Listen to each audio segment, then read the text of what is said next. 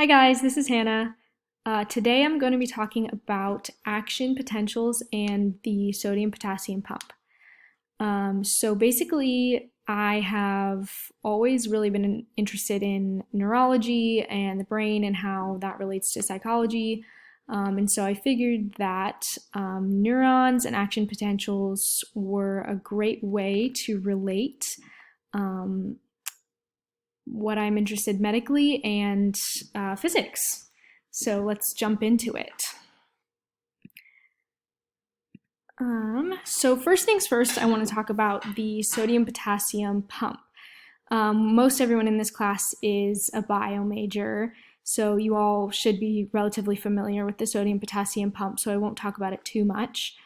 It is basically what creates the electrochemical gradient for the neuron. So the sodium potassium pump transports 3 potassium ions outside of the cell and 2 potassium ions inside of the cell, which is what creates this unbalanced charge transfer that contributes to the separation of charge across the membrane.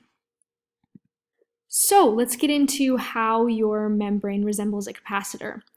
As you can see in the diagram, the extracellular fluid is very rich in sodium and chloride ions, and the intracellular fluid is rich in potassium ions and negatively charged proteins.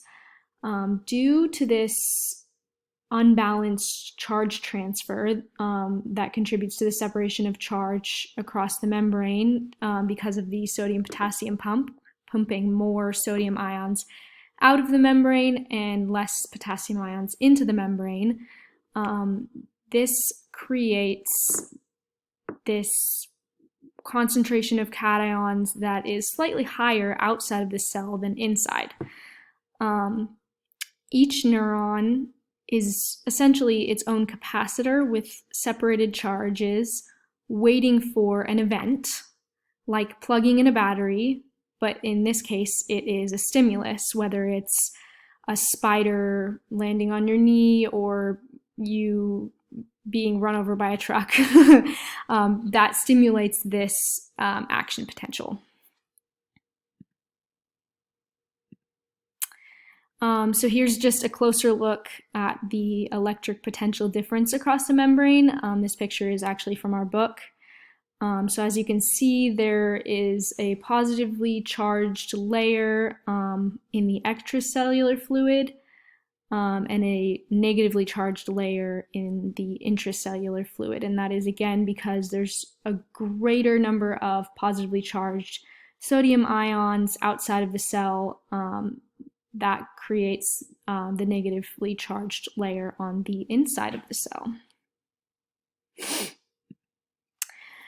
So neurons in terms of physics, we have voltage, current, resistance, frequency, all of these things are related to neurons.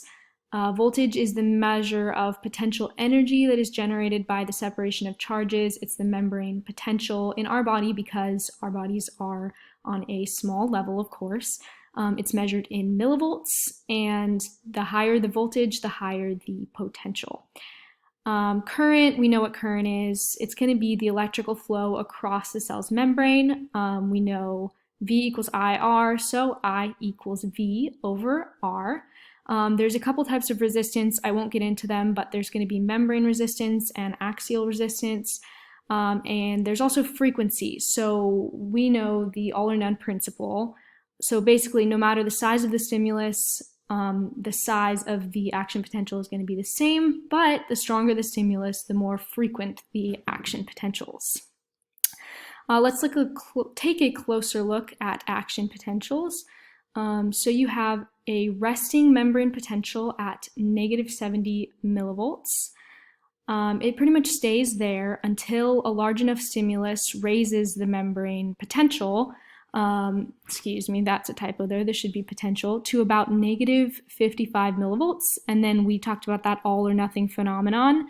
So once it reaches about -55 millivolts, it's going to trigger the opening of voltage-gated channels and a large influx of sodium ions will rush into the cell. that creates this big influx right here, and then the potassium will be let outside of the cell, and it will go back, depolarize to this, or repolarize to this membrane resting potential. Here's a closer look at the whole axon.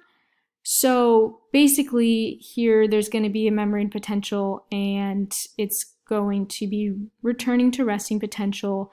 Then that triggers the subsequent area to be brought to its threshold, negative 55 millivolts, because of the current flow.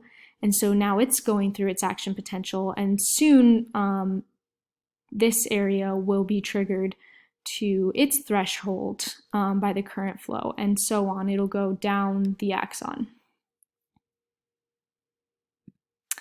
And yeah, that was my presentation on axon potentials and the sodium-potassium pump and how it relates to physics.